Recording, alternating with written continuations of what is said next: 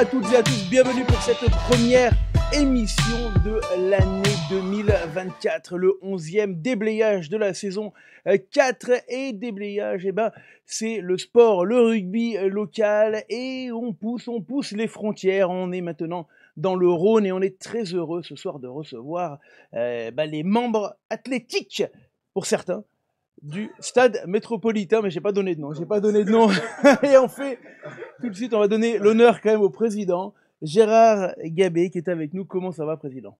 Très bien, merci. Très heureux de partager ce moment avec le sport dauphinois. Merci Gérard, on sait que tu es un téléspectateur fidèle de l'émission, et du coup on va pouvoir avec toi te poser des questions sur tes habitudes un petit peu sur le sujet. Oui, je pourrais te faire des commentaires. Tu as commenté avec moi ce week-end les matchs, c'était très sympa, on a pu vivre des très beaux matchs qu'on verra tout à l'heure. Tu nous as emmené donc de Loustic, alors par qui on commence? On va commencer par Andy Serrélé. Comment ça va, Andy? Ça va très bien, bonsoir à tous, et, je vais bien et merci pour l'invitation. Avec plaisir. L'expérience. Avec plaisir de partager ça. Bon, on termine avec monsieur. On peut dire monsieur ou pas? Bon, Romain, comment ça va, Romain? Ça va très bien aussi. Merci pour l'invitation, Hugo. Ouais, ça va. Fatigué un peu d'hier. Fatigué. Ouais. Un petit peu rouge, c'est la chaleur un petit peu de l'escalier. Ouais, je t'ai vu arriver. Je suis du sud, c'est pour ça. Bon, en tout cas, vous êtes très sympas, les gars. On va, comme d'habitude, sur LSD et sur Déblayage, parler de tout le rugby local, et on commence par la R3. Vous savez qu'en R3, vous le savez peut-être pas, mais en R3 il y avait des poules de brassage. On est arrivé au bout de la première phase, maintenant on va passer dans la deuxième phase. Voilà quelques-unes des nouvelles poules. On va vous les donner. La poule 3, 4 et 5 avec la 3, tiens, par exemple, ici, qui arrive avec Mions. Tu connais un peu les joueurs? Ouais, j'en connais, on a 2-3 potes à Mions qui jouent à Mions. C'est vrai, voilà, la poule, donc c'est poules hautes, hein, on vous donne les poules hautes, celles qui permettront d'accéder au final de secteur, et puis au final de Ligora, et pourquoi pas après à la montée en Régional 2. La poule 4, tiens, par exemple, également, qui est ici avec Cruas, avec Silan, notamment dans le coin, Royan Sport, là on est plus du côté de la Drôme. La poule 5 également. Est-ce qu'on peut avoir la poule 5? Voilà, avec le CAM, Fontaine, Brézin notamment, et Bugé-Belay. Ça commence déjà, on a pas mal de messages pour vous, ça commence, pour Romain. Tu es déjà, on n'a même pas commencé que tu as des messages. Voilà pour les poules de Régional 3. Le roi de l'Isère. Je note qu'il faut que Romain nous fasse son cri. Alors, non. C'est qui a dit ça? Je dis pas, je balance pas Charles Sadmas. La régionale 2, s'il vous plaît.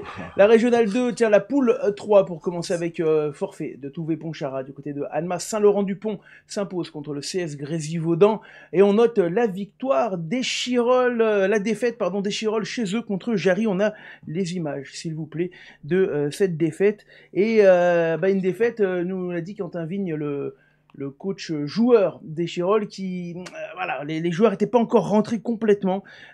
Pégou, Beaufort et Boulmaïsé auront marqué pour Jarry Champ qui fait une très très belle opération, parce que vous le verrez tout à l'heure au classement, Échirolles faisait partie des gros de ce championnat. C'est Roussy qui marquera l'essai pour Échirolles dans cette poule.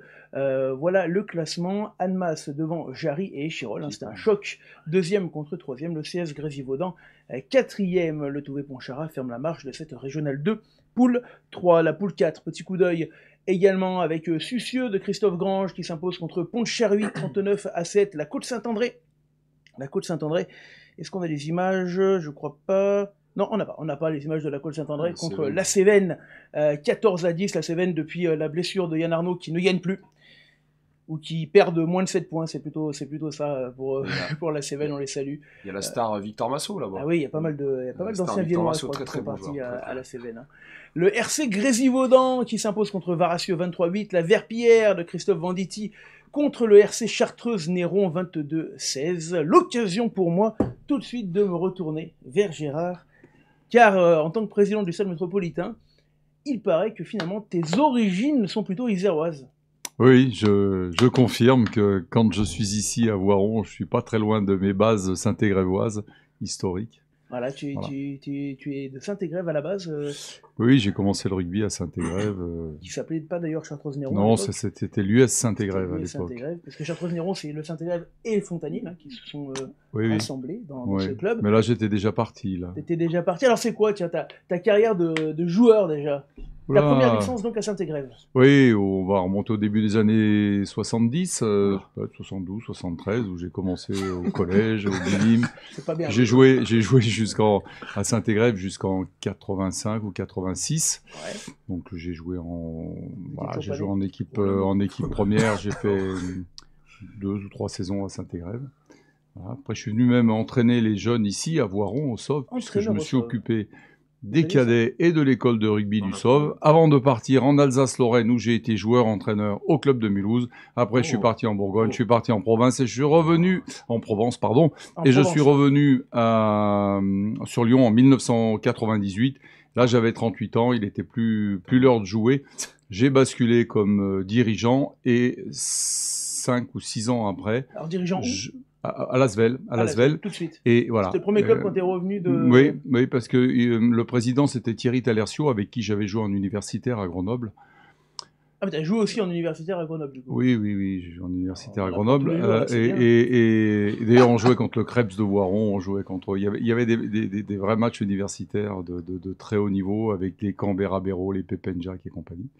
C'était vraiment très intéressant. Gilles qui était en Didier? C'était Didier plutôt. Didier qui était en université. Ouais. Voilà, des Bibi Ferluy, etc. Puisque voilà. Et donc je suis revenu comme dirigeant à Lasvel, et dès 2004 j'ai pris la présidence de ce club, ce qui va faire donc puisque nous sommes en 2024, presque 10 ans. ma 20e saison de 20 ans. de président. Voilà. Donc avant je connaissais les joueurs, après j'ai connu leur père, maintenant je connais le grand-père. C'est l'horreur.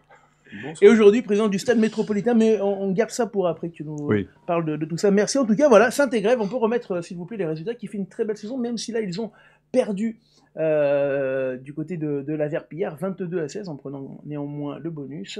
Et Cullin, qui s'impose largement contre Saint-Donat, le classement de la régionale 2, avec donc Saint-Égrève, Chartreuse-Néron, premier leader, 46 points, devant Cullin, 42 points.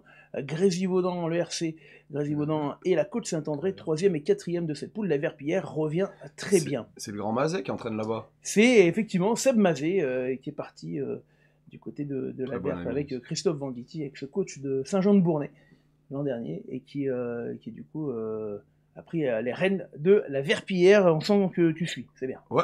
Il connaît beaucoup de monde. Je le vois souvent, le grand Mazet.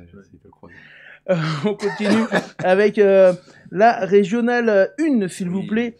Et en régionale 1, c'est toujours compliqué pour Iso, qui n'arrive pas, descendu de Fédéral 3 en Régional 1, malgré le changement de coach, l'arrivée de Nicolas Merle il y a quelques semaines. Et même si ça va mieux, avec leur première victoire lors du dernier match, juste avant la trêve, ils perdent de 2 points, 21-19, tu disais c'est pour ça qu'il n'était pas là ce week-end.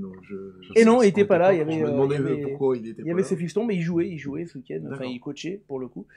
Et défaite au buzzer, il marque l'essai à la dernière minute, mais ne transforme pas Iso, qui donc s'incline contre le GUC SMH de Bibi Fer8 et Philippe Meunier, pour le coup, 2 anciens joueurs des Mammouths. Défaite qui fait mal, parce que c'était un duel de mal classés à la maison. Volnavé s'impose contre Vif Monestier 22-10, et les 3 matchs suivants ont été reportés à cause des conditions météo. Romain, tu avais quelque chose à rajouter? J'ai senti que je t'écoute. Ouais, c'est gentil. Les photos du RCVMT. D'habitude, je suis derrière mon portable, c'est pour ça. C'est pour ça, c'est bien. Là, tu le vis de l'intérieur. Mais tu as le droit de buzzer quand tu n'es pas d'accord avec quelque chose. Non, c'est très impressionnant. C'est propre. Allez, Volnavé. Premier. Volnavé, on s'en rappelle, qui est champion de secteur Alpes l'an dernier et demi-finaliste Ligora de Régional 2, et qui est donc leader de Régional 1, pourquoi pas un jour une montée en Fédéral 3 pour l'entente Volnavé-Vigile. Volnavé, je ne sais pas si vous savez, c'est peut-être des souvenirs. Oui, j'ai joué à Volnavé sur ce terrain. Oui, c'est comme à Saint-Jean-Royan, quoi. Voilà. Plus, je crois que Volnavé, c'est le plus pentu de France. C'est vraiment assez incroyable. Ouais. Vous avez jamais joué là-bas? Non, Saint-Jean-Royan, mais pas Volnavé. Et toi non plus, Romain? Volnavé, c'est assez un truc de Saint-Jean-Royan, violet. Anne-Sylvieux, 3e, Le Maule, 4e, et bon, il y avait beaucoup de matchs en retard. Et derrière, vous le voyez, le GUC, avec cette victoire à Iso, du coup, sort de la zone rouge. Iso et Mété en difficulté. Et pour terminer sur Iso, ils iront du côté de Thonon dimanche prochain pour tenter leur dernier barreau et sortir de la zone rouge. Voilà pour la R1 Poule 3. La R1 Poule 4, s'il vous plaît, avec Priva qui s'impose contre l'Ovalie. Alors, les gars, c'est plutôt là qu'il faut regarder, sinon on voit juste votre nez, votre profil. D'accord. Ah, ok, d'accord. Voilà, c'est tout petit ici. Il y avait 2 consignes. C'est le deuxième, tu vois. Tulin, qui descend de Fête 3, s'impose contre Canton de Marsanne 50-17, on va pas y arriver. La Voulte contre Emeux 29-8, Rodia Club contre Rhône 15 41-16, et match nul entre Erieux et l'URAM. Le score quand même. Hein. Rodia Club, ça fait des beaux scores. Ouais. Rodia Club, c'est le club du show, ça. Le show, c'est L'Estan, ouais, je crois. Ouais, il part là-bas, lui. Ouais. Probablement. Ouais. En tout cas, ils sont leaders. Ouais. Voilà, premier devant Tulin de Fred Gioval et Jacques Gouillet. RCME, troisième La Voulte, quatrième. Voilà pour cette poule de R1, poule 4. Avant de passer à la Fédérale 3, parce qu'on avait quelques matchs en retard, je voudrais qu'on s'arrête sur Andy. Ça va, Andy ? Ça va. La forme ? En forme. Alors Andy, ta première licence de rugby ? J'ai commencé le rugby à Bron, moi. À Bron. Parce que j'étais un footeux avant. Donc, et j'avais regardé Jusqu'à quel âge t'as joué au foot ? À peu près 12 ans. Ouais. 12-13 ans. Et après, je me suis mis au rugby. Et pourquoi ? J'avais regardé la Coupe du Monde 2007. Et j'avais envie de commencer un nouveau sport. Donc à Bron. Et je me souviens que ma mère ne voulait pas me signer la licence parce que c'était trop dangereux. Donc j'y allais un peu en douce, j'allais voir un peu les copains et l'acclimatation était un peu compliquée quand même parce que j'apprenais à plaquer avec les chaussettes, je prenais beaucoup de coups mais bon, j'ai aimé ça et du coup j'ai commencé le rugby à Bron et j'ai été repéré par le Loup Rugby. Donc je suis parti en cadet où j'ai connu Romain. Et, qui était déjà hors du commun. Voilà, qui était déjà bon. Cristalline. Je me souviens déjà qu'il se moquait déjà de moi. Non, parce qu'on faisait. On pourrait te montrer 2-3 photos, mais Andy n'était pas fait comme ça. Non, mais déjà, on n'est pas du genre à montrer des vieilles photos. Alors, on me dit dans l'oreille qu'on a quand même une vieille photo de on va la montrer. Oui. C'est pas vrai. Qu'est-ce qu'on a? Voilà. Non, moi j'en ai d'autres qui sont. Je sais d'où ça vient. Voilà, ça y est, on y arrive.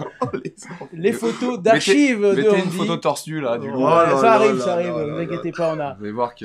On a, je sais pas d'où ça vient. Voilà. Ça c'était au moment de la transition foot rugby. Voilà. On n'est pas loin du. Voilà. Pour la signature à Toulon. Il y avait 30 kilos de moins, quoi. Ouais, c'est pas mal. Voilà, ça il a fait du saut à la perche. Jérôme Battaglia, je sais que c'est toi. Non, voilà. Donc on se reverra bientôt. Du coup, Bron, oui. Et du coup, je pars au Loup pour jouer, pour être formé en cadet jusqu'à Réchelle. Du coup, malheureusement, mon parcours s'achève en Réchelle et je pars à Mézieux. Ouais. Donc j'avais fait un saut par Villeurbanne, mais bon, ça c'est pas. La première expérience. Ça tombe bien que je suis avec le président, donc ça c'est pas abouti. Attends, on va quand même lui poser. Ouais, on peut lui poser la question. Est-ce que tu as des souvenirs du premier passage de Andy à Villeurbanne, Gérard ? Aucun. Tu as le droit mais sacré horrible. Non, mais c'est pas du tout critique envers Andy, non. Il était quelconque. C'est pas.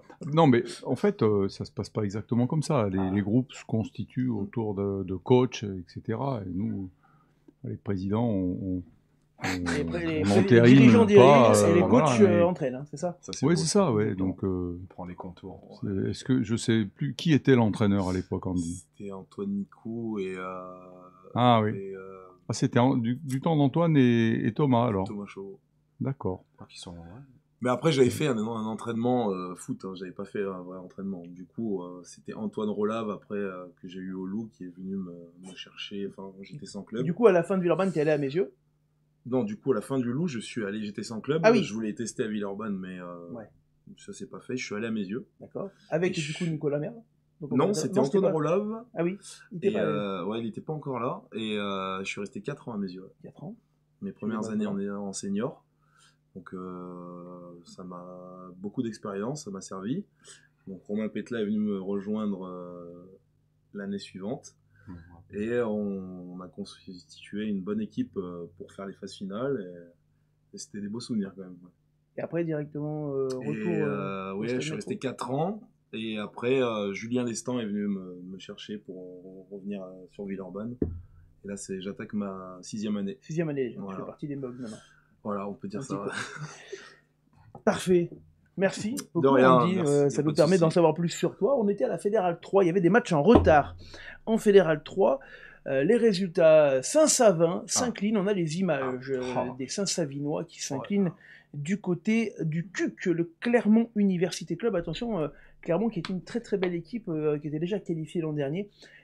Très compliqué à jouer sur le synthétique là-bas, avec des essais de Romeu et Kos pour Clermont. Vial, Camus et Léo Giovanni marqueront les 3 essais de Saint-Savin. Saint-Savin qui prend néanmoins un bonus intéressant du côté de Clermont. Saint-Savin qui sera diffusé dimanche, puisque nous serons du côté du stade de l'église pour le match contre l'Asmida, qui sera diffusé en multicam. Fameux stade. Au pied du côté de la Raymond. Ça leur change le synthétique l'hiver, eux, à Saint-Savin. Ça change un petit peu du stade de l'église. Et la grosse surprise dans la poule 6, par contre, c'est la victoire de Renage. Et là aussi, on a les images 27-26 du côté de Cessin. Renage qui est sur une bonne série. Même si Mouze aura marqué un essai sur interception assez rapide, là, il aura traversé le terrain du côté de Cessin. Les Renageois iront s'imposer notamment par un essai de Pêcheur et Gloda en fin de match d'un tout petit point. Renage, une équipe qui ne lâche jamais rien et qui s'impose d'1 point. Premier de cette poule, c'était des matchs en retard. Aix-les-Bains devant Beaurepaire de Mickey Chenavier, Saint-Jean-de-Bournay, Clermont 4e, Saint-Savin avec Damien Discano 5e, l'Asmida coaché par Momo Kribache, notamment Emmaël Moineau devant Ampuy, Tarare, Givors et Rhône Sportif pour cette Fédérale 3. Poule 5, c'était les matchs en retard. Tu disais ? Belle petite poule. Ouais, belle petite poule. De l'autre côté, la poule 6 avec Montélimar et Tournon qui descendent de Fête 2, premier et deuxième de la poule de Fête 3, Bassin de Crussol, Le Teil, Cessin, Renage qui remonte bien. Et Bassin de Crussol, je crois que vous avez quelques anciens collègues. J'ai quelques amis là-bas, ouais. Je crois qu'il y a pas mal d'anciens viennois qui sont partis. Quelques amis. Voilà. Alors on me dit, est-ce que... Non, je peux pas dire. Je peux pas dire. Ça va être ton tour. Lambert photos, Terrier. j'espère quand même. Hein? C'est Lambert, je répondrai pas. Non, c'est du jus de pomme qu'ils boivent. Voilà, la Fédérale 3, on va passer à la Fédérale 2, s'il vous plaît. On commence par la poule 1 de la Fête 2. Et avant de parler de mes yeux, on va regarder le reste de la poule. Nantua qui cartonne devant Le Puy, 34-13. Le 15 de la Dombe devant Pontarlier, 33-27. Saint-Priest qui s'incline à la maison. Petite surprise devant le Grand Dol, 27-23. Andrézieux qui se reprend devant Saint-Claude en grande difficulté. Et nous étions du côté de Rieux pour le match Rieux-Mézieux, résumé dans les conditions du direct de ce match. Allez, c'est parti, on tirera pas. Allez, pourquoi pas. Un peu de vitesse avec Bernardet qui allonge la passe pour aller chercher Soulier pour la Bourdette. La Bourdette qui a été pris. Oh, attention. Et le jeu pour Chapon. On a envoyé Bernardet. Allez, c'est parti. Et ça passe les premiers points. Touche de Bernardet qui est sauvé. Hop, il s'est mélangé les pinceaux. C'est Paris qui va applaudir. Et on va structurer, on va les pousser dans le dos. Restez liés. C'est lié pour l'instant. Le ballon dans les mains de Chavreau. On est quasiment sur la ligne. Ouh, ballon rendu à mes yeux. Aujourd'hui, mais que le... Ballon devant, c'est pénalité. C'est bon pour vous? Et ça part, ça part et ça passe. Et on va chaîner avec les gros Moreno. Et ben non, on va envoyer l'en avant. Oui, l'enjeu ne sera pas le même, mais pourquoi pas. Alors l'enjeu ne sera pas le même, mais on a deux équipes. En vous rappelant évidemment le choc à venir. Je veux dire, on est à la 62e minute, 9-9, il n'y a pas eu un essai marqué. On enchaîne, le jeu au pied. Oh, c'est pas mal parce que Soulier, il a de la vitesse, il va mettre la pression, Soulier. Hop, il la plaque. Merle qui veut se relever, la Chistera dans l'embut de Merle. Oh, c'est contré. Et la mêlée à 5. Lancé comme un frelon, comme on dit, dans le dos de Merle. Merle qui arrive à récupérer ce ballon. Hop, il le voit sur le dos. Il arrive à jouer ce ballon. Ouais. On va presque dire qu'il est tenu au sol, mais bon. C'est parti. Ouh, ça manque un petit peu. Il en manque un peu. Et elle part peut-être à droite. Non, quoi que c'est pas mal, c'est pas mal. Ah, le la barre qui retombe. Où il y a du monde à gauche, il y a un surnombre à gauche, il le joue. Et l'essai de Merle entre les perches. Ouh, les Majolans. Pour la première fois du match, réduit à 14. Hein. Et une infériorité numérique qui peut compter à ce moment-là du match. Et allez, balle en avant qui vient sceller le sort de ce match. Et la victoire de Mézieux ici. Et la défaite de Rieux à la maison contre Mézieux dans le derby. Hein. Il y a quoi? Il y a 10 km, 15 km? Même pas? Oui, c'est à côté. Ouais, c'est à côté, c'est les voisins. Alors, on est entre l'Est et le Nord lyonnais. Ouais, moi, j'aimerais que tu nous expliques, parce que du coup, ça c'est la question quand même du jour, c'est un fait assez unique dans notre rugby. Le stade métropolitain et Rieux, sous la même bannière, deux niveaux quand même assez importants pour les deux équipes, 4 collectifs. Explique-nous un petit peu les origines de ce rassemblement et comment ça fonctionne, s'il te plaît, parce que je sais qu'il y a pas mal de clubs qui regardent ça de près. Oui, alors c'est un projet que nous avons monté en 2020, pendant le Covid.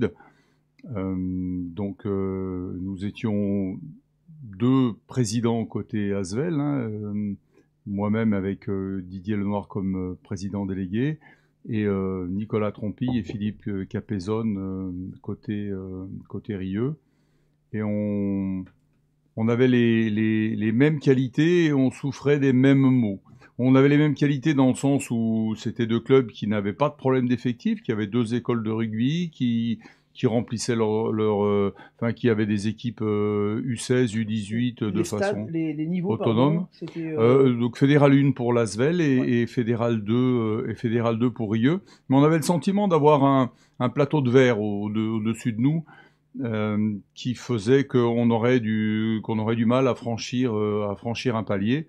Et là, donc, on a eu l'idée de se regrouper pour donner plutôt une dimension métropolitaine à notre projet.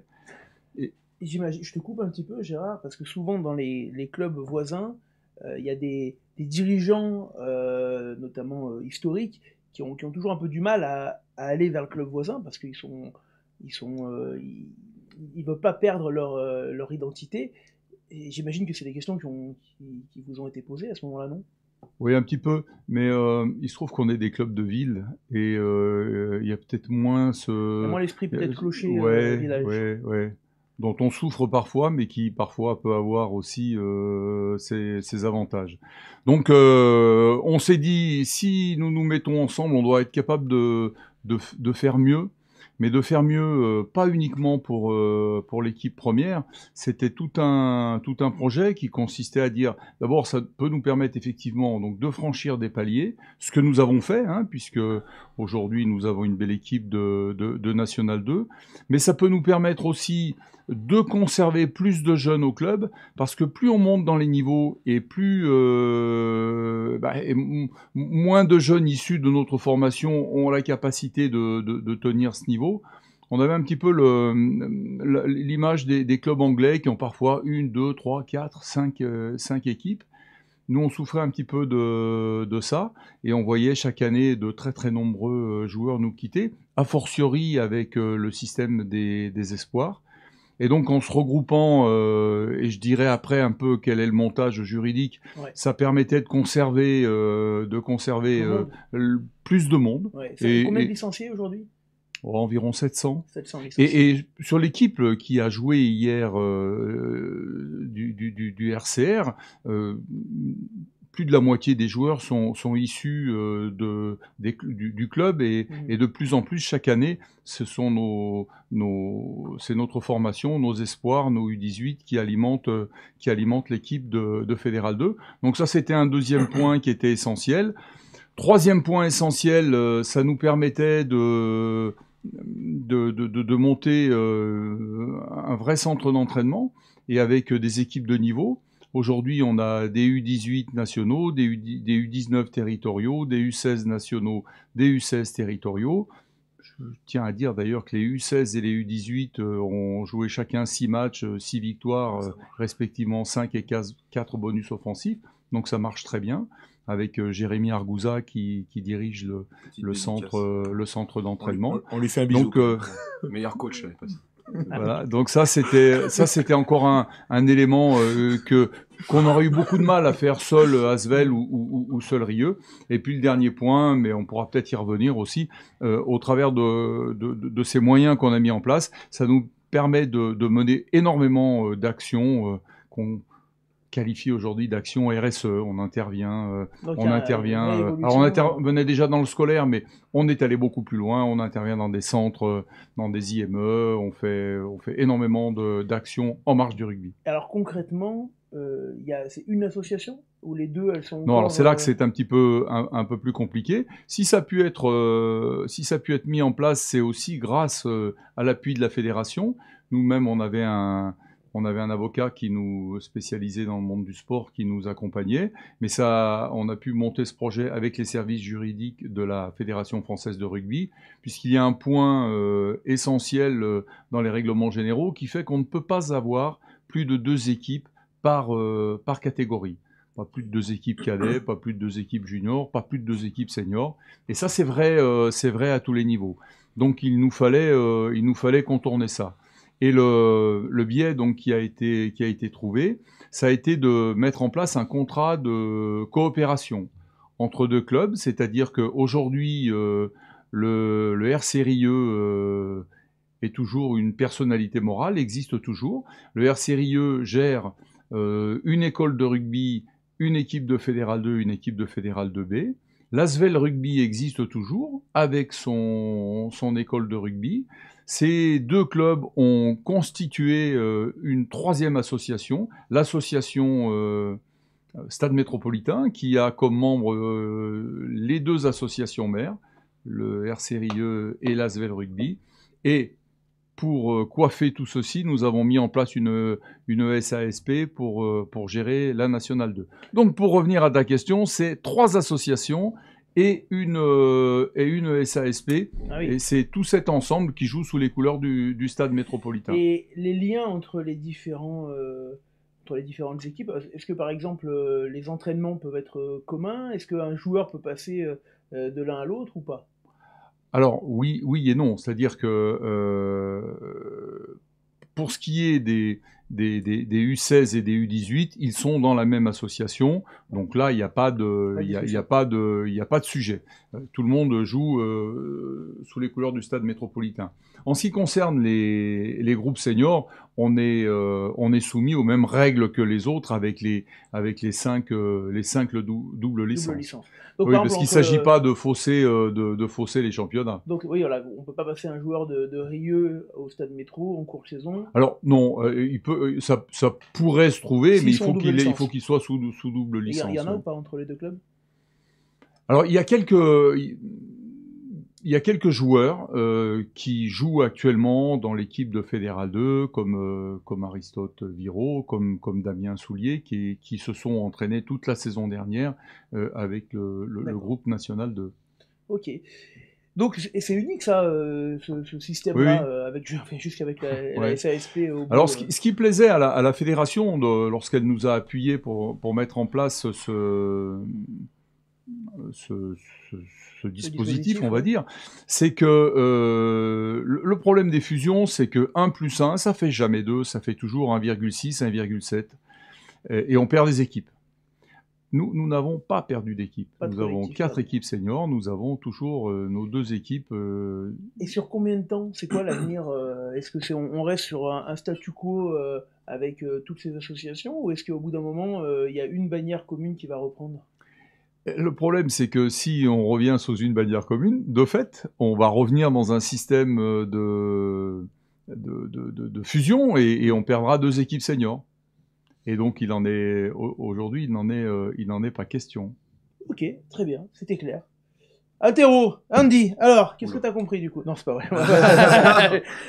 Merci Gérard pour l'explication. C'est un sujet passionnant. C'est vrai que les rassemblements, alors tu parlais là des clubs de ville, mais je sais qu'il y a beaucoup de sujets entre les clubs de village. Alors, oui, c'est ça. C'est-à-dire que, en fait, oui, juste pour terminer, ce que la fédération était intéressée par ce schéma, à la fois pour la ville et aussi pour les zones rurales. On sait qu'aujourd'hui, bon, l'équipe de France brille, mais le rugby va pas si bien que ça. Là, tout à l'heure, je regardais donc dans tout ce que tu nous as fait voir dans ces résultats. Je veux dire, Volnavet qui joue aujourd'hui avec Visil, quand on se souvient ce qu'étaient ces deux clubs, on est quand même à -1.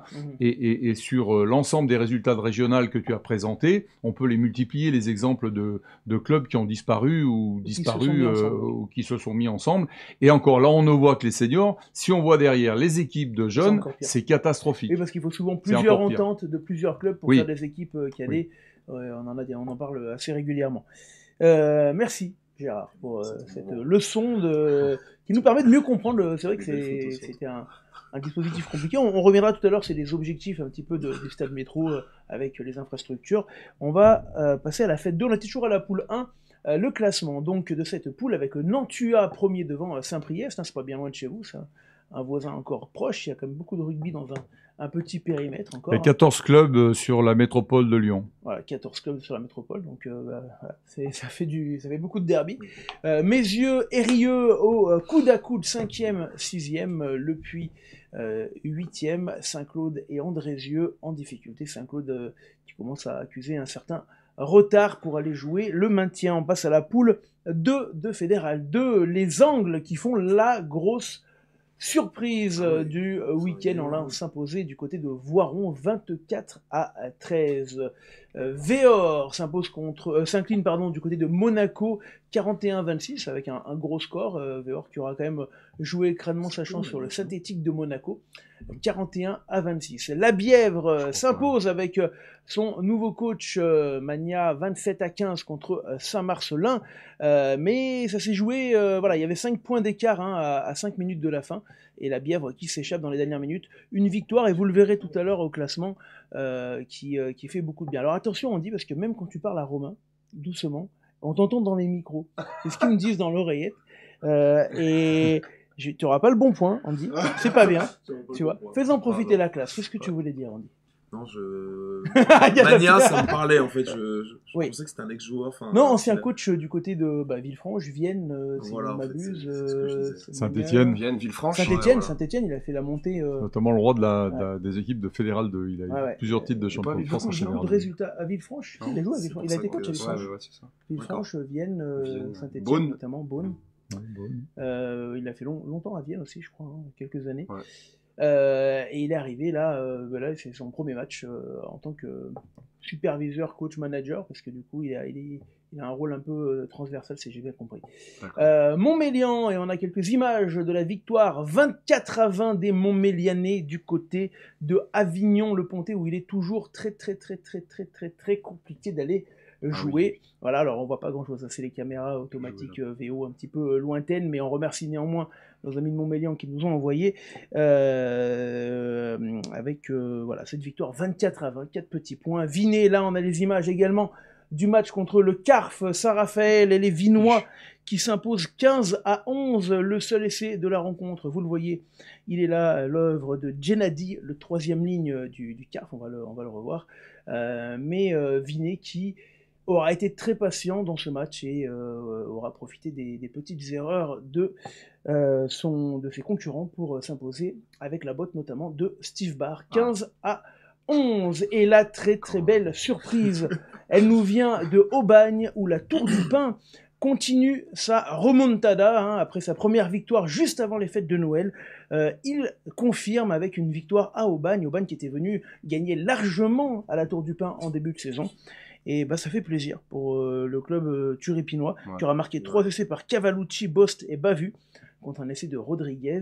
La Tour du Pin, où il paraît, Romain passe pas mal de soirées. Est-ce que c'est vrai, Romain Écoutez, à la base, j'ai un ami d'enfance avec qui j'ai attaqué. On sent que tu hésites quand même là. Non. J'ai Marc Galiotto qui est un ami d'enfance qui a fini sa carrière là-bas, et j'ai d'autres aussi amis d'enfance, Vignati, tout ça, qui ont arrêté aussi cette année. Mais je vais souvent les voir. Il y a le Tigre aussi qui est là-bas. Le Tigre. Jérôme, son nom. Jérôme Selon, effectivement. Jérôme Battaglia aussi. Il y a Battaglia, il y a Bourrin, tout ça, j'ai plein de mecs. Toi, t'as une dent contre Jérôme Battaglia. Non, c'est un ami, la star de la Tour du Pin. Alors, on en était, du coup, à toi, mon ami. Pour un garçon formé à Las Vegas. Voilà, exactement. Qui fait les beaux jours de la Tour du Pin. Très sympa, on l'embrasse, Jérôme. Le spécialiste des... C'est lui qui fait la cuisine après dans les vestiaires, je crois. J'avais bien loin des cuisines. Ta première licence, Romain, de rugby à toi? Alors moi, c'était à Vénissieux. Vénissieux, ouais. Voilà, donc j'ai attaqué à Vénissieux, de là où est toute ma famille. Donc Vénissieux. Après, jusqu'à l'âge de, je sais plus, ça devait être 14 ans, je pense. Je suis parti au Loup jusqu'à mes 23 ans. Je crois, 22, donc, 23 ans, ça va être fin espoir. Catégorie espoir, ouais. Jusqu'à la dernière année espoir. Après, je suis allé à Mézieux 2 ans. Puis Vienne 5 ans, je crois. Avec ce Covid, je sais plus. Ouais, ça doit être 5 ans, un truc comme ça. Et là, depuis, c'est ma 2e saison au Stade Métropolitain. Voilà, arrivé au Stade Métropolitain. Et là aussi, on a quelques images d'archives, évidemment, Romain. Mais je t'avoue qu'on a mis les plus soft. Parce qu'on m'en a envoyé des vraiment très sympas que je ne pourrais pas passer en heure. Les grand public. C'est moi qui l'avais pris cette photo, je me souviens. Ça, Voilà, donc on te voit plutôt polyvalent, Romain. Et voilà, je vous dis, on a été. Ça va, c'est non, ça. ça va. Oh non, ça c'est. Ça commence à partir un peu. Non, mais j'en avais certaines, mais j'ai pas pu, j'avais peur que Facebook me strike. Non, car tu portes bien le string, mais on pourra pas la mettre. Non, ou peut-être tout à l'heure. Déjà, le soutif, là, ça a été un peu limite, et je vois qui c'est, ça. Non, ça serait mieux qu'il se calme un peu. Je balance pas de nom. Jamais. Merci, Jérôme Battaglia, pour les images. J'ai eu peur de 3 vidéos, ça va. Allez, on enchaîne avec la fédérale 1. Non, je crois que je vais pas donner le classement. Merci. Montmélian, premier leader devant Monaco. Monaco qui s'accroche, avec un match en avance certes, mais 47 points tous les deux. Vinay qui était jamais bien loin, 42 points. Les Angles qui restent au contact. Aubagne, mais vous voyez, il y a un trou entre la 4e et 5e place, et Voiron. Derrière, le Carf, Avignon. Et là, on passe entre Avignon et la Bièvre, 25 points. La Tour du Pin qui sort de la zone de relégation, 18 points. 8 points de bonus défensif sur les 10 premiers matchs de l'année, donc c'est une équipe qui s'accrochait. Véor et Saint-Martin en difficulté, mais entre Avignon 25 points, même le Carf 25 points, c'est bien 25 points, oui c'est ça, 25 points le Carf et Saint-Marcelin 15 points, il n'y a que 10 points. Ils sont encore dedans la tour quand même. Ouais, tu dis ? Ils sont encore dedans la tour quand même. Et je pense même que tout le monde est encore dedans en fait, parce qu'il y a 10 points sur 6 équipes et qu'il reste la moitié des matchs, donc ça va être pas mal de choses à faire encore dans cette fédérale 2. Poule 2, on passe à la Fed 1, s'il vous plaît. Résultat de la Fed 1, poule 1, avec la défaite des Caladois de Villefranche, 25 à 19 chez eux, contre Orléans. Le PUC s'incline contre Sarcelles. Le Servette de Genève continue son bonhomme de chemin en s'imposant du côté de Beauvais. On rappelle à tous, le Servette de Genève qui est parti du plus bas niveau il y a une dizaine d'années et qui est en train de monter petit à petit tous les échelons du rugby français. Nuit Saint-Georges forfait, enfin c'est Beaune qui est forfait contre Nuit Saint-Georges, évidemment. Oui, c'est pas contre Nuit Saint-Georges, je vais y arriver. Le classement de la Fed 1, poule 1, avec Orléans premier devant Chartres, le Servette de Genève 3e, Nuit Saint-Georges 4e, et pour l'instant le PUC fait partie des relégables. Villefranche à quelques points d'avance, mais attention quand même à la saison pour les Caladois en Fed 1, poule 1. On passe à l'autre poule, s'il vous plaît, avec Saint-Jean-en-Royans qui s'impose contre Annonay, la photo de la victoire. Une photo in extremis pour les Saint-Jeanais. Je reconnais 2-3 têtes là. Tu reconnais 2-3 têtes? Tu veux passer le bonjour peut-être?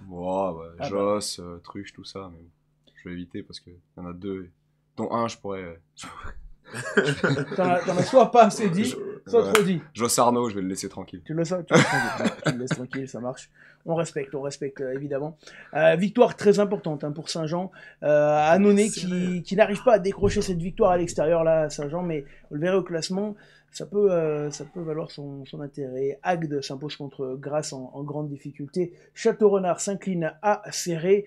2 matchs reportés. Et Berlétan qui s'impose contre le 15 du Coudon. Annecy jouera à Tricastin en avril. Le classement de cette poule 2, avec Château-Renard premier devant Issoire, Agde, Gruissant, et puis après Annonay, serré. Derrière, Annecy redevient relégable, mais avec un match en retard. Il va falloir voir ça dans les prochaines journées, puisqu'il y a quasiment 2 matchs d'écart entre certaines équipes. Ça commence à être compliqué, puis vous le savez qu'il va y avoir la péréquation bientôt qui va arriver, puisque dès les prochains matchs reportés, il n'y aura plus de match de repli, et c'est un peu pas compliqué. facile. Le 15 de Coudéon, c'est où? La Valette. La Valette Du club de la Valette d'accord. rassemblé. 15 du Coudon. Voilà. Pas déplacement, ça. Et Grasse qui est en difficulté, qui n'était pas descendu l'an dernier, qui avait récupéré, si je ne m'abuse, la descente de Beaune. Ça, je crois. Oui, mais Beaune, ils sont... Beaune qui Ils était sont- qui est maintenant en R1. Ils ont Ouais, un c'est R1, ça, ils ont repris Du coup, 0. ça a décalé un petit peu tout le monde. Voilà pour la Fédérale 1, poule 2. On passe à la Nationale 2, s'il vous plaît. Cette poule 2 de Nationale 2, on rentre dans le vif du sujet avec la victoire de Auch à la maison contre l'Avenir Valencien. Mâcon, la très belle victoire contre Bonnat, 38-5. Dijon qui s'incline. Non, il y a une erreur, Non, il y a une erreur. Il y a une erreur. Qui s'impose, Dijon. C'est 9. Non, Non, mais c'est non. 9-6. Mâcon au Bonnat, c'est 9-3. 9-3. Ah, oulala. Il y a une erreur. Oh là Il y a une là. erreur. Oula, Alors, ça, est-ce qu'il n'y a et qu'une erreur? Parce que là, du coup, je m'en sors mais- plus là. Mâcon qui Mais s'impose. tous les scores sont faux, ça Ouais, doit être ceux très du bien. match aller, non? Ou je sais pas. Alors Parce là, que- Kylian parce qu'on qui est en a- régie, qui a fait Ah, le... Kiki, Tous les Ah scores. Ah, Kylian. Arrête le rhum, Kiki, là-bas derrière. Voilà. Hein Ça, Sachant, je Kylian, crois que c'est les scores du match aller. que tu t'es gouré sur la journée du club qui nous intéressait aujourd'hui. Mais heureusement, j'ai mon Non, téléphone. c'était Le généraux, c'est le les généraux. bonnes affiches, mais Voilà. c'était Alors, les bons Auch résultats. s'est bien imposé contre Oui, c'est ça. l'Avenir Valencien, 37-19, hein, On d'accord. est d'accord. Ouais. Mâcon s'impose toujours contre Bonnat, mais sur un score plus serré, 9-3, évidemment. Dijon s'impose du côté de Bédaride, 15-14. Lannemezan s'impose contre Florence, 19-13. Et Rumilly, on a les images de la belle victoire de Rumilly contre la Seine, 35-7, s'il vous plaît. Les images de Rumilly, elles sont là, et on remercie Guillaume qui nous les envoie après chaque match du côté de Rumilly, toujours très sympa. Rugby Club Savoie-Rumilly qui marquera des essais par Buissard, Jonas, Lambert, Larocque et Larue notamment. Rumilly, une équipe, Gérard, intéressante qui remonte progressivement dans ce classement de N2. Oui, on connaît bien l'équipe de Rumilly, hein, sur ces dernières années, on les a très souvent affrontés.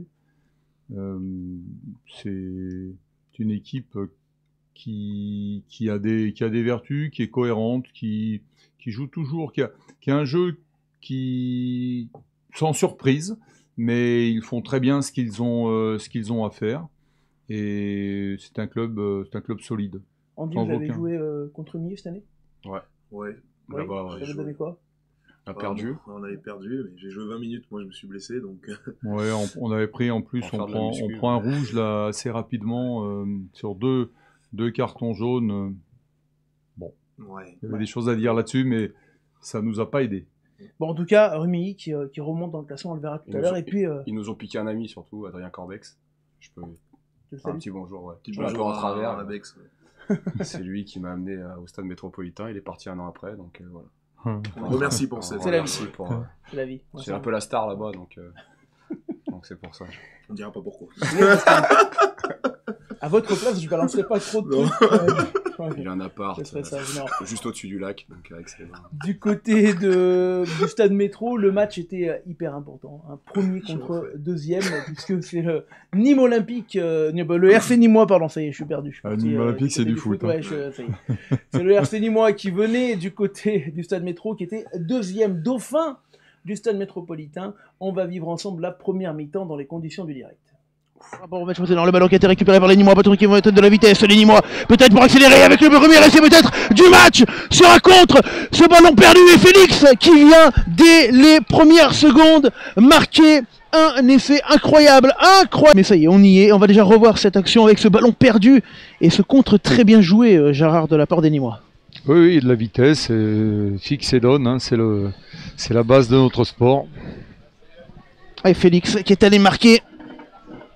Coup de froid ici, avec la transformation qui va passer entre les perches de la part de Gensana. Ballon pied Nîmois, Philippe qui a pu sortir ce ballon, le jeu au pied, attention par-dessus Félix qui continue. Non, c'est pas Félix, c'est Guillemin qui est passé, attention les Nîmois qui sont très alertes. Du côté des Nîmois, Philippe néanmoins qui part. Ouh, la sortie très magnifique. Et le gros ballon récupéré avec peut-être le contre qui va s'opérer. Le ballon qui n'est pas perdu. Cette très belle Nationale 2. Ah, je pense qu'on va les... Allez, le silence ici. Et la pénalité qui part bien. Ah ouais, elle passe parfaitement. Magnifique. Pour péter. Oui, Lopez qui traverse. Il est à 15 mètres, Lopez. Relayé par Max Boyer. Il a mis beaucoup de vitesse là dans son acte. Mais l'avantage à son équipe, c'est chose faite. Avec ses 3 petits points. Sol là. Et mais attention, il y a un coup à jouer, mais gros plaquage là. Et on va revenir à la faute. Non, messieurs, l'avantage profite. Comment On va partir sur une mêlée. Petit arrêt de jeu là qui nous permet de revoir cette action. Ce gros plaquage aussi. Hein. Beau plaquage d'ailleurs. Oh, se tourne. On est à 20 mètres de la ligne d'en but. Ouais, c'est bien sorti. Ouf, peut-être là trop fort là. Ils sont pas vus. C'est dommage, c'est dommage. On devrait pas s'emballer comme ça. Rien ne nous pousse à nous emballer. C'est parti. Et ça va passer du 100%. Un en avant ni moi. Mais il y avait danger, Voilà, on arrive sur ce score de 12-7 à la mi-temps. Romain, bon, début de match, franchement, les 10 premières minutes, Nîmes qui attaque très très fort. Et là, on se dit, oula, ils sont venus vraiment avec des intentions, ça fait poser des questions quand même. Ouais, surtout c'est qu'on tape le coup d'envoi, on le récupère, et après, il y a une mauvaise passe de ma petite chippie, Thomas Marcoux, qui nous a encore fait des siennes. Bref, on récupère, et je sais pas trop ce qui se passe dans le ruck, parce que moi, j'étais tourné dans l'autre sens, et là, en se retournant, on voit qu'ils partent fort, et puis, comme disait Gérard, ils fixent, ils donnent, et ils vont marquer au bout de, je sais pas, c'était... Ouais, une minute, 30 secondes. Ouais. Donc il part fort, après, deuxième action, on prend un petit par-dessus, tout ça... Et vous n'étiez pas encore rentré dans le match, il a fallu un ou deux temps. Ouais, pourtant on savait que Nîmes, l'année passée, on vit un peu la même saison que cette année, où on était un peu premier, deuxième, et on sait que c'est toujours des matchs un peu rudes avec eux, et on sait que c'est une très belle équipe qui joue très très bien au rugby, avec des très bons joueurs, donc voilà, c'est vrai que cet entame de match, les 5, voire peut-être 10 premières minutes, c'était un peu compliqué. Ouais. Après vous revenez progressivement, vous passez en tête à la pause, c'est quoi le discours des coachs à la mi-temps? Ouais, de rester calme parce qu'on revient bien. C'est vrai qu'on s'appuie quand même sur une bonne défense depuis le début de la saison. Là-dessus, on n'a jamais trop... Je crois pas qu'on ait pris de grosses trempes, je veux dire, depuis le début de l'année. On est quand même plutôt calé en défense, tout ça. Donc objectif, sérénité. Sérénité, et puis repartir, de toute façon, parce que je crois qu'il y a 12-7, et de toute façon à ce niveau-là, et puis encore plus sur des matchs comme ça, et contre... Et vous gardiez Andy au chaud pour faire impact player. Un match tous les... Et on va voir ça rentrer. Un match tous les 4 mois, donc ça peut être frais. De toute façon. Allez, on y vient. La deuxième mi-temps, s'il vous plaît, dans les conditions de direct, toujours avec mon cher Gérard au commentaire. C'est vrai que les remplaçants... Cette deuxième mi-temps, et encore toujours ces problèmes de touche dans l'alignement Nîmois, et on en profite, et on va aller vite avec Marcoux. Marcoux, là, qui a quasiment gagné 30 mètres. C'est je crois, la 3e touche sur laquelle il lobe leur sauteur. C'est un bon coup à jouer, peut-être pour Estrade. Oh, Fayabong! Avec Fayabong, il est tout seul! Sous les boutons, oui! Là. Voilà, il est là, tu vois. Ballon contré, et derrière, Estrade, qui la joue très très bien. Alors, et puis Fayabong, avec ses qualités à la fois de puissance et de vitesse, il est inarrêtable à 15 mètres de la ligne. Allez, Jensana qui a ressorti ce ballon, le jeu au pied. Oh, attention parce qu'il y a du monde côté Nîmois, va pas falloir se tromper. Petella qui assure l'essentiel et qui sortira en touche avec le ballon. Attention, laissez peut-être, on est dans l'embut. Que va dire monsieur l'arbitre? Oh oui, il est allé le confirmer avec son arbitre assistant. Bon, écoute, j'ai pas tout vu. Bon, on va dire que l'arbitre était mieux placé que nous. Les deux, visiblement. A donné un peu de fraîcheur. C'était là au pied. Attention qu'il est ça qui l'a touché, qui va être obligé de la jouer. Et ouais. Il l'a touché, obligé de la jouer, et du coup, mêlé à 5 mètres. Gérard, surtout pour le Stade Métro, peut-être d'aller tuer le match à 5 mètres. Le jeu au pied, angle opposé. Oh, c'était sauvé, in extremis. C'est l'essai, il me semble, oui. Et on va aller revoir, tiens, on la revoit. On la revoit, oui.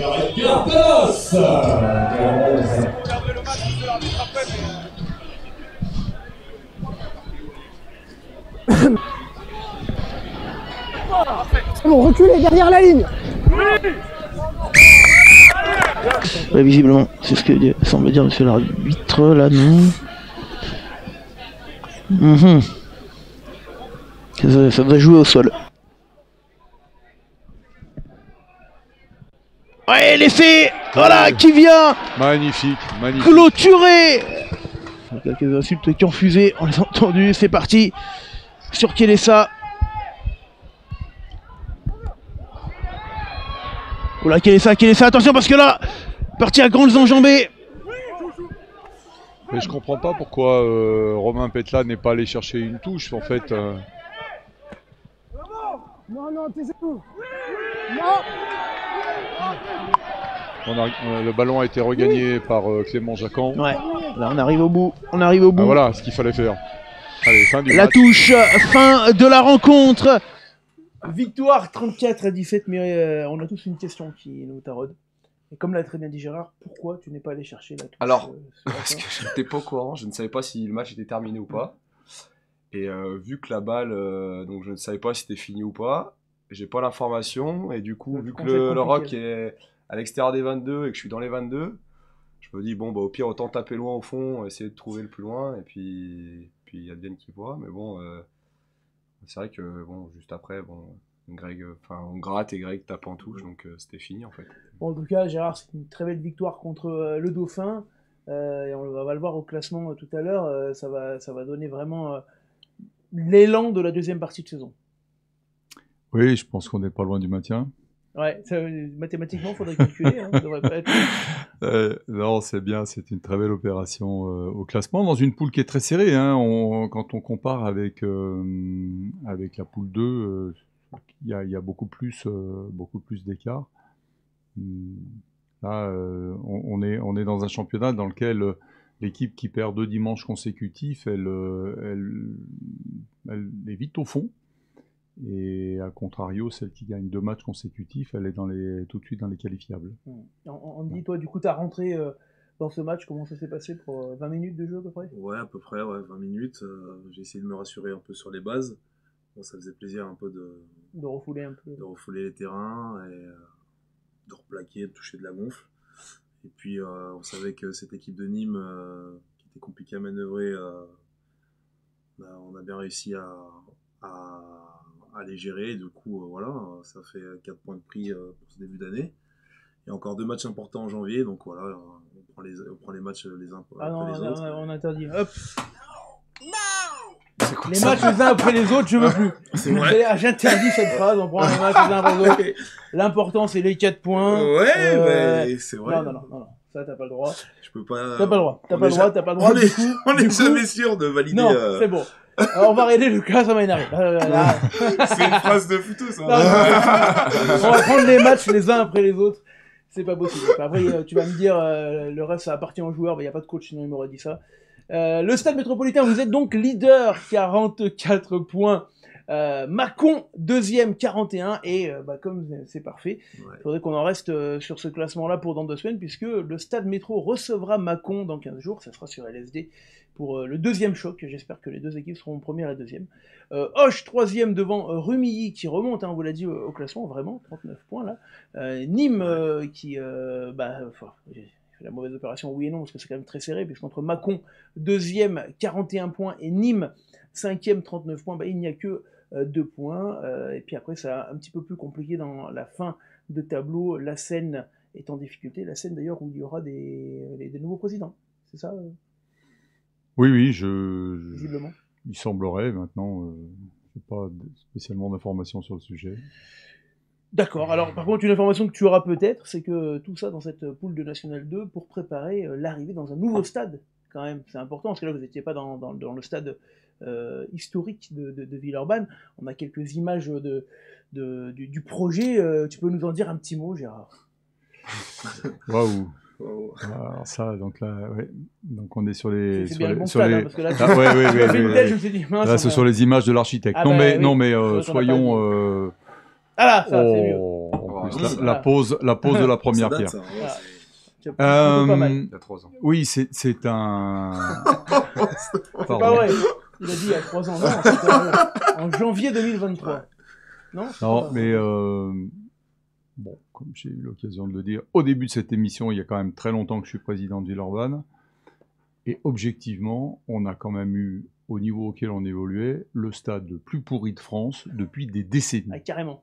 Ah bah oui, enfin, je veux dire, on jouait à Georges-Livet, on n'avait même pas de... On a joué des matchs de Fédéral 1 à Georges-Livet, on n'avait même pas d'espace réceptif.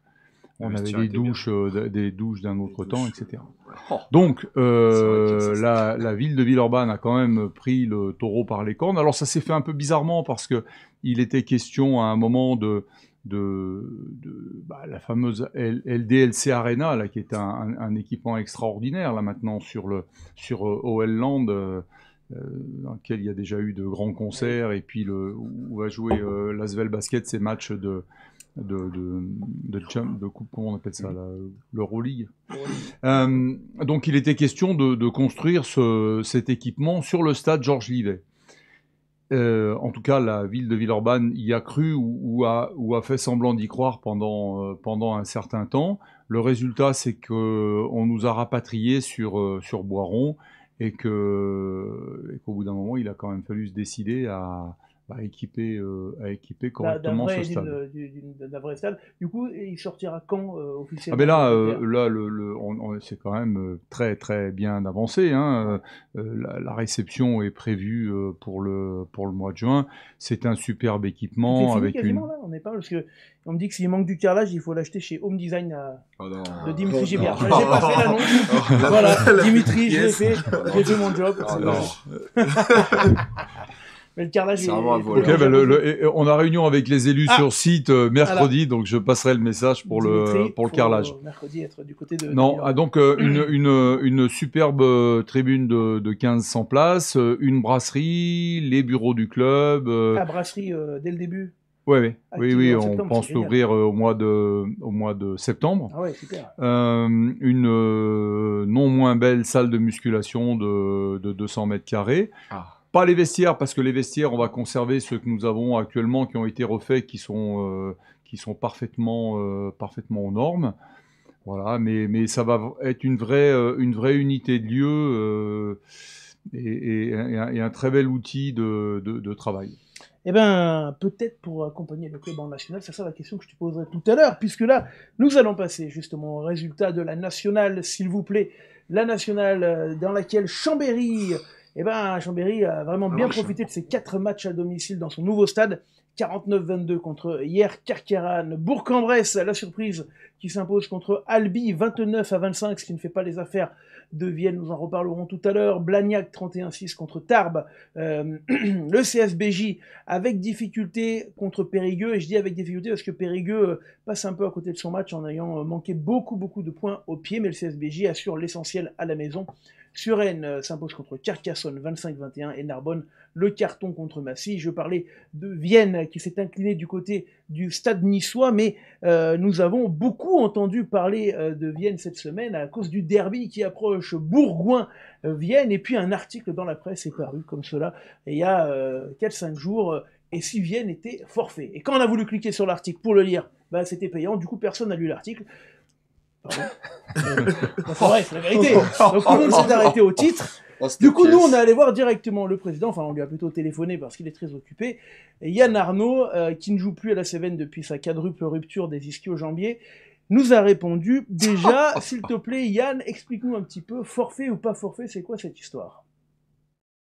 Oui, en effet, on a entendu beaucoup parler de ce forfait, peut-être un peu trop, du moins à mon goût, un peu trop.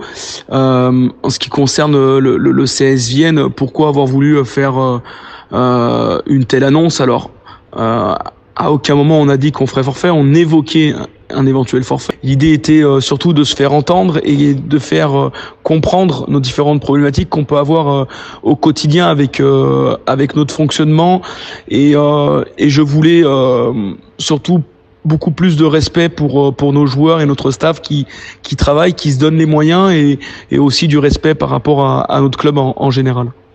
J'invite un grand nombre de personnes de rejoindre, je l'espère, cette belle fête samedi à Rajon pour une belle rencontre où on aura le plaisir de se rencontrer. Si les choses ont pris autant d'ampleur, c'est qu'il y a des choses qui ont déplu au club, plus particulièrement à moi concernant le fonctionnement ou les remarques du CSBJ que je respecte beaucoup, mais voilà, il faut connaître un peu les tenants et les aboutissants sur certains points qui me dérangent encore aujourd'hui sur des partenariats avec des clubs voisins, des partenariats qui ne sont pas forcément respectés, des jeunes qui sont contactés, des manques de respect par rapport à des mots qui ont été dits dans la presse à la suite du match.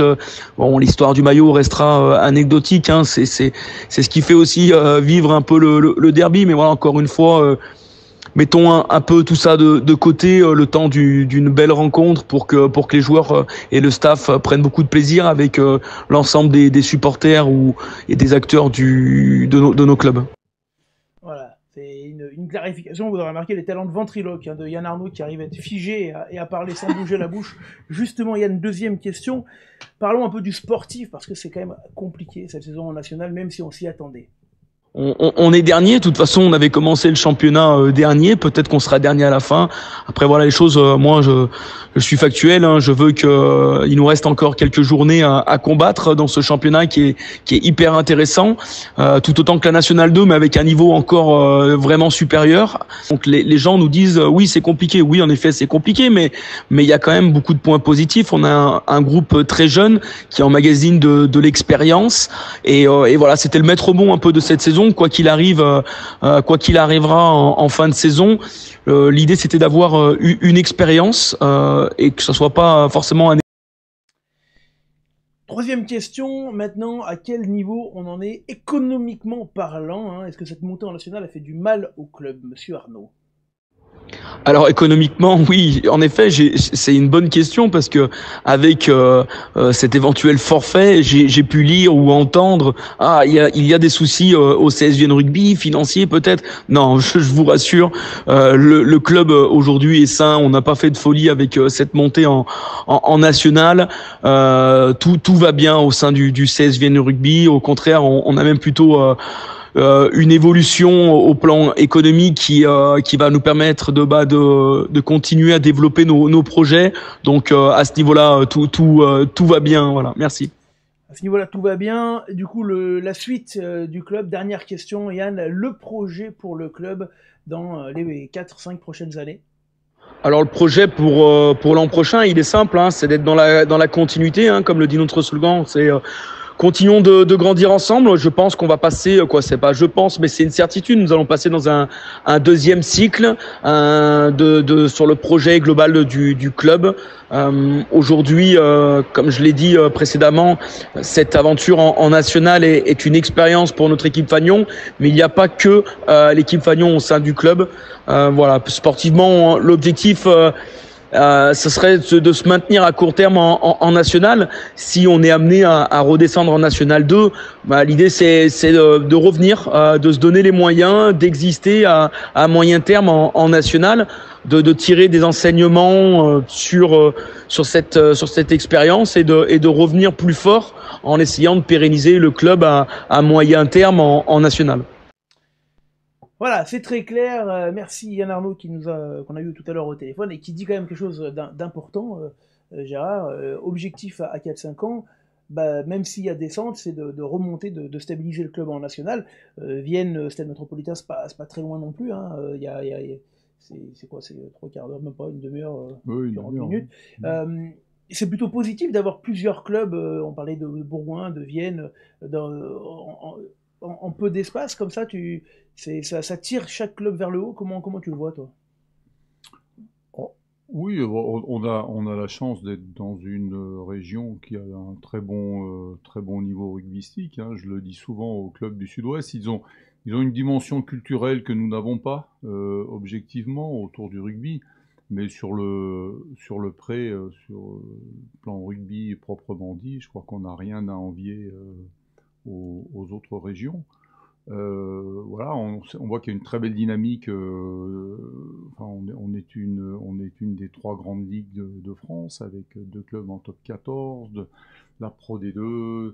En national, on est largement majoritaire, un peu au détriment de la Nationale 2, parce que ça s'est fait comme ça, mais ça, ce sont des choses qui sont amenées à évoluer dans les années qui viennent. En fait, quand un secteur fonctionne bien, il y a beaucoup de jeunes joueurs qui viennent dans le secteur, sont plutôt des dynamiques positives. C'est un peu comme quand... il y a plusieurs restaurants. Ouais, comme quand il y a plusieurs restaurants où les concessionnaires automobiles se mettent tous au même endroit. Plusieurs marchands de vin, pour Romain. C'est ça que tu voulais dire? Non, Si. Non, oui, bien sûr. Je l'apprends, ça. Tu l'apprends. Et puis c'est vrai qu'on apprécie aussi de faire des derbies et puis de pas constamment traverser la France. Oui. On aime bien traverser la France, mais enfin quand on peut faire quelques économiser aussi un peu affiches locales, c'est très très bien. Gérard, vous êtes premier, encore plus après la victoire contre Nîmes, vous allez recevoir Mâcon dans 2 semaines. Imaginons une fin de saison avec une hypothétique montée en national. Ça fait partie des plans, hein, si on est premier. Qu'est-ce qui se passe? On se rappelle le cas de Vienne l'an dernier où il y avait eu beaucoup de discussions entre les dirigeants, les joueurs, les politiques. La position aujourd'hui du Stade métropolitain, c'est laquelle? Question piège. J'étais obligé. Celle-là. Joker, t'as le droit à un joker. Ah ouais. Non, t'as pas le droit là, Si tu veux, je sens le buzzer. Buzz. Birou, je peux pas faire, j'ai déjà fait. En cas de montée alors, ou en cas de barrage pour la montée, que se passe-t-il? Oui, enfin bon, le règlement est différent cette année. Hein. Tu l'as intégré, seul le champion monte directement et le finaliste joue un access match contre, si ça venait à se trouver aujourd'hui, contre les Bressans. Quand on voit déjà les écarts de niveau, il y a d'assez fortes chances qu'il n'y ait qu'une montée. Alors maintenant, si nous sommes dans la course, Voilà sa réponse. On verra. Économiquement, aujourd'hui, on n'a pas les moyens d'aller en national. Malgré la SASP qui est quand même déjà une base solide. La SASP, c'est une structure comme une autre. Alors on a démarré à 4 actionnaires. On a élargi l'actionnariat du club. Il faudrait encore franchir un palier supplémentaire. L'expérience de Vienne est intéressante. Il y a une donnée qui est importante pour nous. Tout à l'heure, Romain et Andy ont dit qu'ils ont un boulot à côté. Et aujourd'hui, que ce soit pour des raisons financières, mais même des raisons un peu éthiques, je dirais, on tient à la pluriactivité. Alors, et aujourd'hui, très compliqué de monter en national avec de la pluriactivité. Alors, on peut imaginer que ce soit possible, mais ça, c'est un travail de longue haleine. Parmi les idées que nous avons, ce serait donc que les joueurs conservent un boulot, mais qu'on soit suffisamment fort, y compris vis-à-vis de leurs employeurs, pour qu'ils passent sur des 4/5e de temps. Finalement, aujourd'hui, faudra leur poser la question. Je suis pas sûr que ce soit la quantité d'entraînement qui manque. Ce qui manque, c'est la récupération.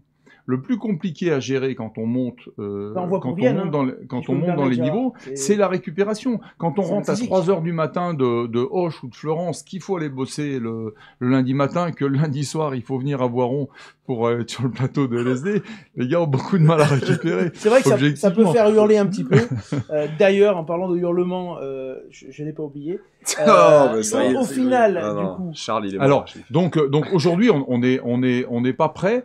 On n'est pas prêt pour franchir le palier. Alors, ça veut dire quoi? Que vous refuseriez potentiellement... On peut refuser la montée. Mais aujourd'hui, pour moi, ce qui est important, c'est qu'on se qualifie, qu'on fasse un beau championnat de France. Et mon rêve, ce serait qu'on ramène un bout de bois. Ça, c'est le rêve, ça. Ah, c'est sûr. Le rêve. Je veux dire, en 2016, je pense qu'on nous l'a volé. Voilà. Et je voudrais pas que ça se renouvelle. Après, si on arrive au bout, bah, à ce moment-là, on verra. Parce qu'en fait, je pense que je suis pas sûr qu'on soit meilleur que les autres. Mais en revanche, je suis sûr qu'il y a personne qui est meilleur que nous cette année. Ça, c'est une vraie bonne phrase de conclusion. Il y a personne qui est meilleur que nous, et je pense qu'on peut battre tout le monde. Alors après, avec la dynamique, avec la qualité de notre encadrement, etc. Jouons le coup à fond. Je pense que les joueurs sont complètement dans cet état d'esprit. Et voilà. Et après, il sera toujours temps d'en parler avec. Oui, parce que bon, d'abord, je ne suis pas le seul président. Je suis même pas président de la SASP. C'est Nicolas qui est président de la SASP. Bon, on est un groupe d'actionnaires majoritaires. On est des gens responsables. On est tous des chefs d'entreprise ou d'anciens chefs d'entreprise. Voilà, on veut pas faire n'importe quoi. On a parlé tout à l'heure du stade. Le stade est certainement un élément qui peut nous permettre de franchir un palier. Voilà, mais ça va prendre un petit peu de temps. Le président est déjà prêt sur le discours, il parle bien. Après un discours comme ça, tu ne peux pas défiler du cri qui est demandé par à peu près tout le monde. De quoi tu vas pas t'échapper. J'ai pas la voix là, j'ai pris hier, c'est froid. Alors, t'as un coup d'eau là à côté. Voilà, tout le monde, on est avec toi. Exceptionnel. C'est ton cri. Tu peux boire un coup avant. Je peux. Non mais tu vas pas me demander de crier comme bien ça. Évidemment, il y a personne, on n'a pas de voix ici. Mets-toi un petit coup d'eau. Alors, en régie, baissons un tout petit peu le micro. Voilà, vous le baissez un tout petit peu, celui de Romain. Et c'est ton moment, c'est maintenant. Fais-le bien. Ouais, mais si je veux loupe. Ah non, mais regarde, on se retourne, je me retourne. Non, c'est pas la honte, je m'en fous. Ça vient du cœur, généralement. Allez, ça vient du cœur. Dis-moi un petit peu. Fais-nous rêver, Ron. Non, il s'est arrêté à moitié, là. Je peux pas. Tu peux pas l'arrêter à moitié. Parce que j'ai tout non, tu le refais. Je suis pas d'accord. Non, je peux pas le faire en entier, après. Du coup, attends. Voilà, franchement, tu as déçu énormément de gens. Romaric, Antoine, tout le monde est très déçu. Tu es obligé de le faire. Ils veulent le cri, le vrai. Allez, chauffe-toi. C'est celui-là. Non, tu vas le faire à moitié. Avec un peu plus d'intensité. C'était une demi-molle de cri, là. T'as les demi-molles, demande à Romaric fort, les demi-molles. Je lui demanderai après, je voudrais terminer l'émission sur le cri.